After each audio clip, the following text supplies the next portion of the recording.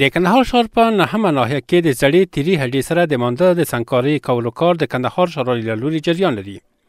د کندهار ښاروالۍ د دغه پراختیايي پروژو په لړ کې زیات شمېر هیوادوالو ته د کار زمینه هم برابره سوې. د سیمې اوسیدونکي هم د کندهار ښاروالۍ له لوري د داسې پراختیايي پروژو له عملي کولو څخه خوښ دي. کندهار ښاروالۍ د خپل انکشافي کارونو په دوام د ښار په نهمه ناحیه پنځم ګذر د زړې تیري هډې سره د مانده سنګکارۍ کولو چارې پیل کړې دي. د کندهار ښاروالۍ ویان محترم سیف الله عاصم کندهار شرجغ رادیو ته په دې اړه وویل دا مانده چې د 350 متره په اوږدوالي د دیوالونو په شمول 14 متره په لوړوالي او 3 متره په جګوالي سره رغول کیږي 2 میاشتې مخکې رغنیزې چارې پیل شوې دي.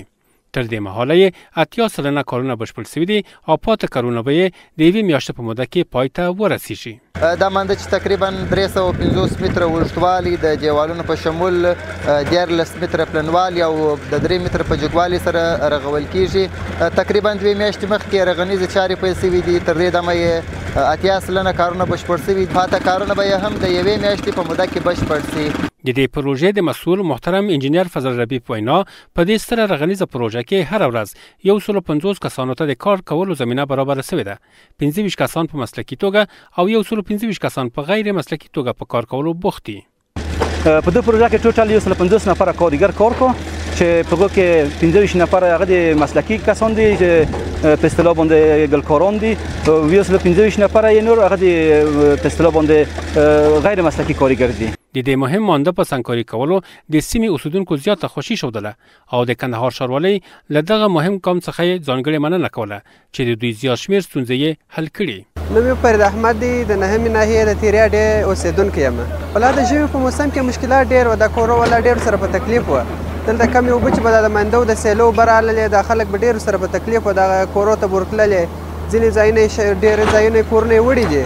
نو په دوبي کې دا مشکلات چې ځینې مردارۍ بو چټلي به و دا ځای به ډېر خیرن معلومېدی او په اصطلاح غوماش به ډېر ککړ و دا ځای. نو په ژمي کې مشکلات ډېر و دا اوبه کورو ته ورتلل. زما نوم نور احمد دی د حاج محمد زوی یم د چرې هډې اوسېدونکی یم. خو داسې اوبه چې به رالې اوبه به راواوښتې کورونه به یې مړله یو مردارۍ به هم جوړه وه. اوس شکر الحمدلله دغه پروژې چې کار شروع کړی دی نو ډېر ورسره وسات شوي او ډېر کارګر یې په کار اچولي دي. په دې پراختیايي پروژه کې زیات شمېر کسانو ته هم د حلال رزق د ګټلو په موخه د کار کولو زمینه برابره شوې ده. دوی خوښ دي چې د امارت له لوري ورته په هیواد کې دننه د کار کولو لپاره شرایط برابر شوي. زما نوم عبدالله دی د کندهار د نهمې ناحیې اوسېدونکی یم او فعلا د تیرې هډې د پنځم ګذر په مانده کې کار کوم. د کومو مسؤلینو څخه ډېر خوشحاله یم چې موږ ته د کار زمینه برابره کړې ده او دا رقم ځوانان هم په کار کې د نشو څخه بې ځایه ناست څخه او دوی ترجیح ښه دی چې ځان ته کار وکړي او حلال رزق لاسته راوړي. دا مسؤلینو څخه موږ نور هم غوښتنه لرو چې دا کار دوامداره کړي. نوم یې نجیب الله دی د حاجي احمد زوی یم د پنځم ګذر اوسېدونکی یم. مخکې خو نو کار نه و یو وخت روزانه وه. اوس شکر دی کار یې شته ټوله وخت اخته یو او معاش مو ښه پر وخت دی. د یادونې وړ ده چې دا مهال په کندهار ښار کې د کندهار ښاروالۍ له لوري زیات شمېر پراختیايي کارونه روان دي چې د ښاریانو د نورو ستونزو د حل ترڅنګ زیات شمېر کسانو ته د کار کولو زمینه هم برابره شوې.